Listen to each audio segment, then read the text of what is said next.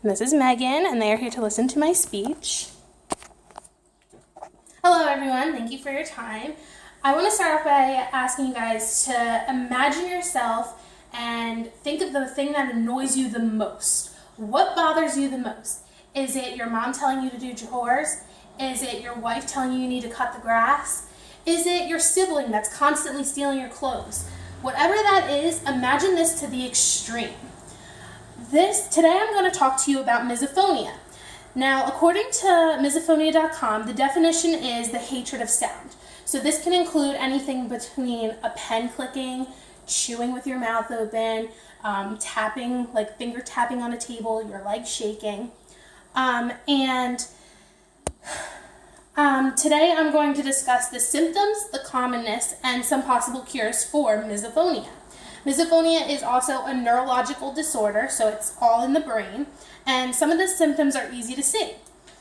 One thing I'd like to talk about is triggers. There's two types of triggers. There's sound triggers and there's visual triggers. Your sound triggers are the actual hearing, obviously, of it, whether it's you hear the pen clicking in class, or you're out to dinner with your family and you hear the table next to you and they're chomping on their chips. The next thing is the visual triggers. So this can be someone that's far away and you look at them and you can just see their mouth and you can see them chewing with their mouth open. That is something that is the problem as well. So now that you know some of the symptoms, I'd like to talk about the commonness of this disorder. According to psychologytoday.com, 60% of Americans have this disease. And at first I thought that this was a high number. I'm thinking, wow, that's a lot of Americans that have this disease. Well, let's step back. I have misophonia myself. And I'm starting to think that this is a genetic disorder because my mom has misophonia and so does my brother. So it's stemming off into like the younger generations. And when I was younger, I used to think that I was the only person with this. I was confused. I wasn't sure what was going on. And because this is a new making of misophonia, this is like a new disorder that we came up with a name for, all this information is now coming out. And I believe that this started because Kelly Ripa on Kelly and Michael was talking about how she has this. And now all these people are starting to understand that they have this as well. So now that you know some of the symptoms and now you know some of the commonness of this disorder, I'd like to talk about the treatments that you can go through.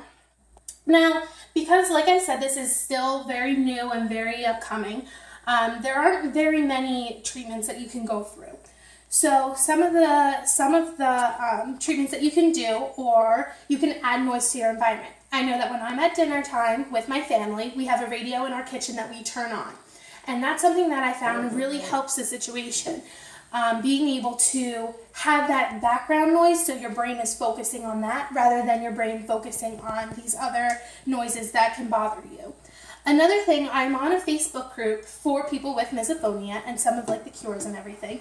And this one girl on the group actually bought these white noise hearing aids. And I've been following up with her story, and she said that these white noise hearing aids are actually very helpful because her brain is focused on these white noises that she hears in her ears, which is like this, like it sounds like a staticky TV.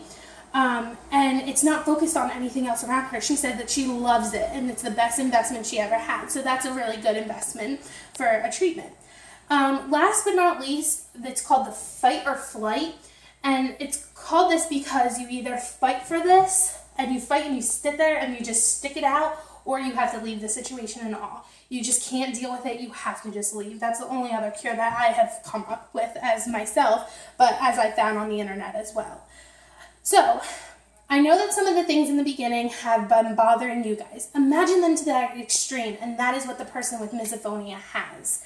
Now that I've told you about misophonia, its symptoms, its commonness, and its cures, I hope that you guys are more educated now, and you guys can go out and enjoy a time out with your friends and family, knowing that you can help them. Thank you.